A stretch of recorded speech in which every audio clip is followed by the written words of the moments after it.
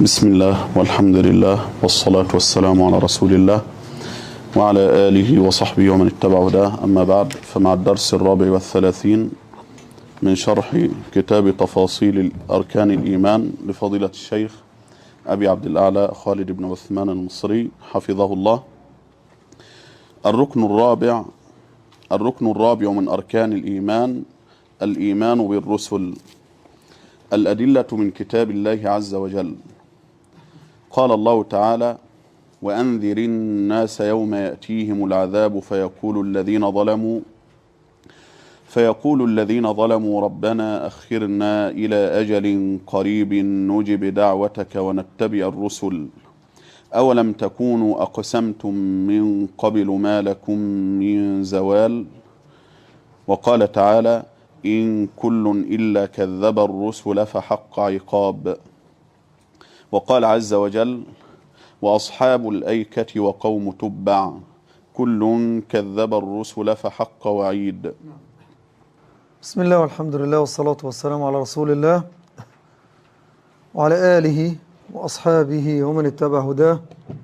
أما بعد، فهذه الآيات تدل بجملتها على وجوب الإيمان بالرسل جميعا، وأنه يجب علينا أن نؤمن بدعوات هؤلاء الرسل، بدءا من أول رسول وهو نوح عليه السلام، وختاما بخاتم الرسل محمد صلى الله عليه وسلم.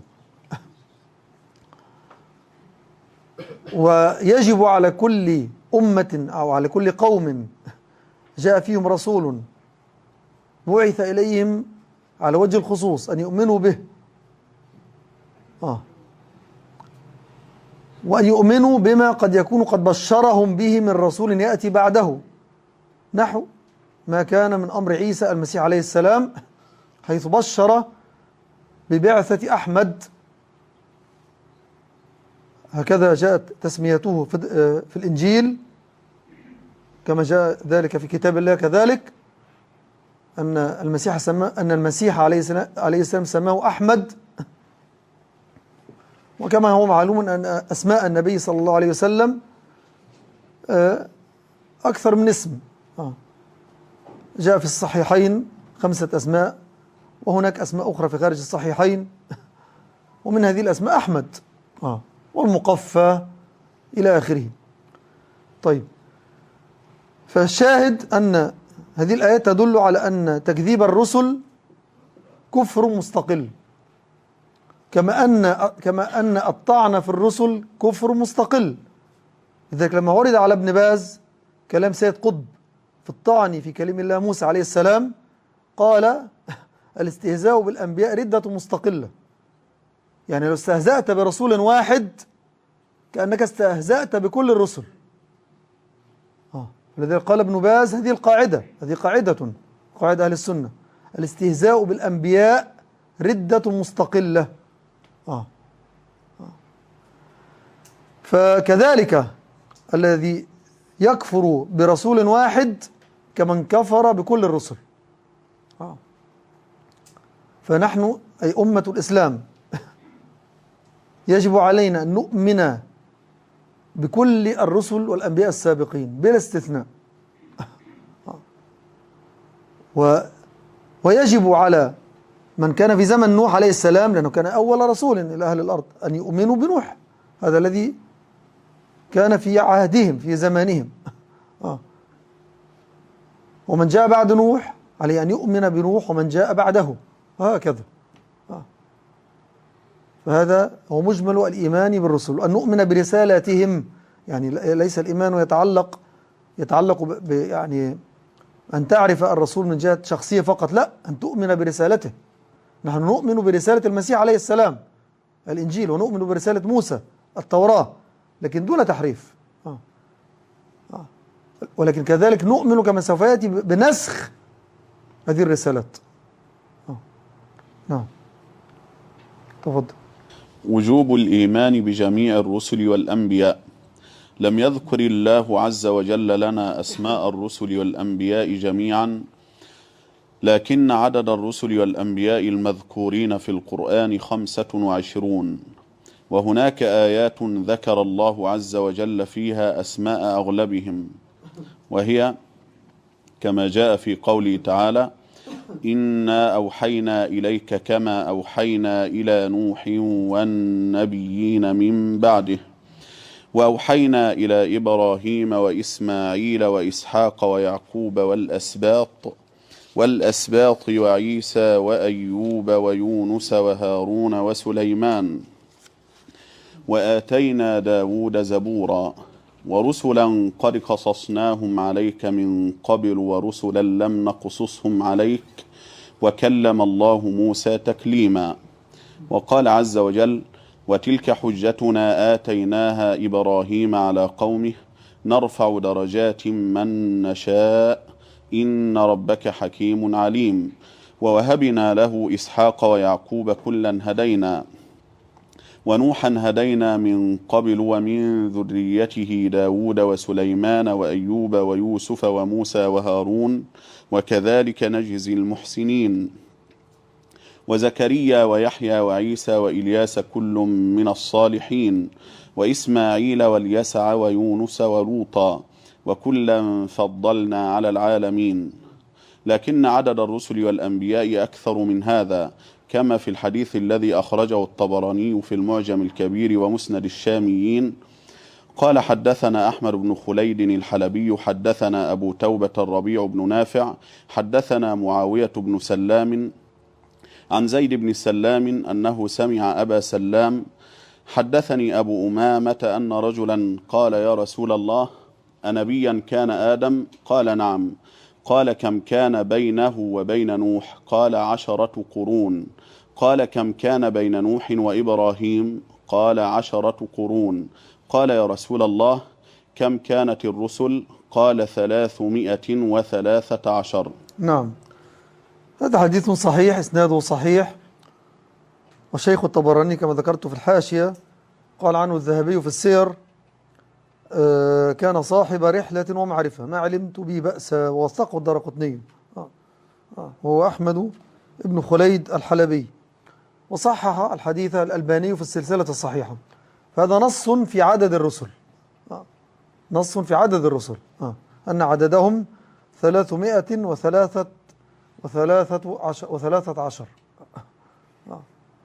فهذا بلا شك عدد كبير. من ذكر في القرآن أقل من هذا. فمجموع الرسل الذين ذكروا في القرآن كما ذكرنا 25 فقط. فهؤلاء هم أهم الرسل، أهم الرسل، وأهم خمسة منهم أولو العزم. يعني أعظم الرسل 5 أولو العزم كما جاء ذكرهم في القرآن. أولو العزم من الرسل: نوح وإبراهيم وموسى وعيسى ومحمد عليهم الصلاة والسلام. هم سادة الرسل. لذلك يوم القيامة إذا لجأ الناس في الموقف، أي في موقف القيامة، يلجؤون إلى هؤلاء 5، يبدأون بنوح وينتهون بمحمد عليهم جميعا الصلاة والسلام. وأما آدم فكان نبيا مكلما كما جاء في نص الحديث، أو هنا الحديث هنا ذكر فقط أنه كان نبيا كان آدم؟ قال: نعم. وفي الحديث الآخر قال صلى الله عليه وسلم: كان آدم نبيا مكلما. نعم، يوحى إليه، ولكنه كان نبيا لأنه لما أنزل إلى الأرض ما كان يوجد أحد على الأرض يبعث إليه، فلم يكن رسولا أرسل إلى قوم، لأنه لم يكن هناك أحد في الأرض أصلا. فآدم عليه السلام يعد أول نبي، وأول رسول نوح، كما جاء في حديث الشفاعة لما يأتي الناس ويستشفعون بنوح حتى يشفع لهم عند ربهم، فيقولون له: أنت نوح أول رسول إلى أهل الأرض، فاشفع لنا عند ربك. فيحيل إلى إبراهيم خليل الله. وقال الإمام محمد بن جرير في جامع البيان: حدثنا محمد بن بشار قال: حدثنا أبو داود قال: حدثنا همام بن منبه عن عكرمة عن ابن عباس رضي الله عنهما قال: كان بين نوح وآدم 10 قرون كلهم على شريعة من الحق فاختلفوا، فبعث الله النبيين مبشرين ومنذرين. قال: وكذلك هي في قراءة عبد الله: كان الناس أمة واحدة فاختلفوا. نعم، هذا يدل بارك الله فيكم أن الزمن الذي بين نوح وآدم عليهما السلام كان زمانا للتوحيد، لم يكن فيه شرك، وهذا نص مرفوع إلى النبي صلى الله عليه وسلم.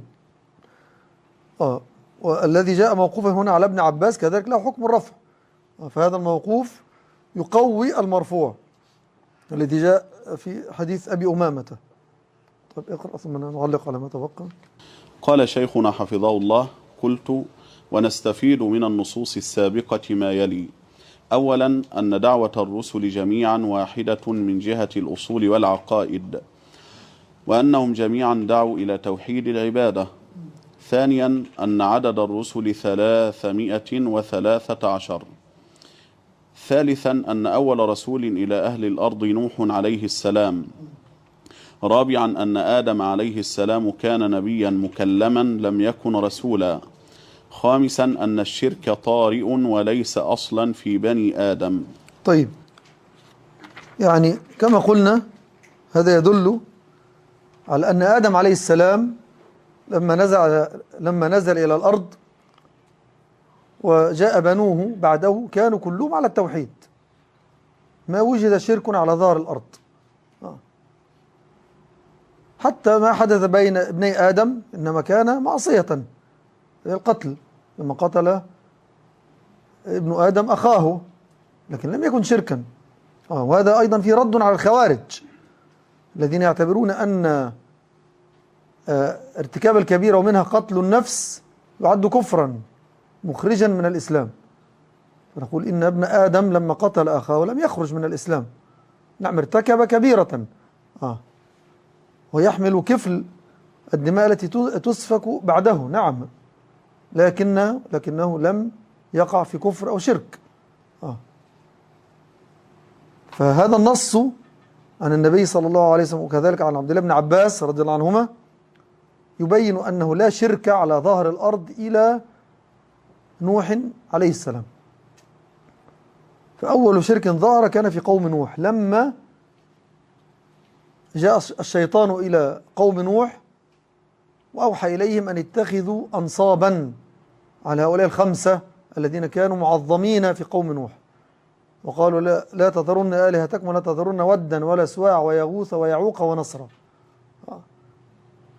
قال عبد الله بن عباس فيما أخرجه البخاري كذلك: أسماء رجال صالحين كانوا في قوم نوح، فلما ماتوا أوحى الشيطان إليهم أن ينصبوا على مجالسهم التي كانوا يجلسون أنصابا، أي كي تتذكروهم بهذه الأنصاب، فلم تعبد، أي في أول الأمر. فلما نسخ العلم، يعني مات العلماء، عبدت. فبعث الله نوحا عليه السلام إلى أهل الأرض، أول رسول إلى أهل الأرض، كي يذكرهم بما كان عليه آدم وبنوه في 10 قرون، هو التوحيد. فالتوحيد هو الأصل الذي كان عليه آدم وبنوه. وهذا نص في هذا الباب. فلذلك كان نوح من أولي العزم وأول الرسول، ثم بعد 10 قرون أرسل الله إبراهيم خليله، وكان إبراهيم وذلك هو يعتبر أبا الأنبياء والرسل الذين جاءوا بعده، فإن كل من جاء بعده من الرسل والأنبياء من نسل إبراهيم. ومن ثم قام اليهود الآن الذين هم أرباب الماسونية بافتعال واختراع وابتداع ما يسمى بالإبراهيمية، إنهم هم يريدون أن ينتسبوا إلى إبراهيم، لكن الله عز وجل كذبهم بنص صريح يدمغ كذبهم إلى أن تقوم الساعة. ما كان إبراهيم يهوديا ولا نصرانيا، لكن كان حنيفا مسلما وما كان من المشركين.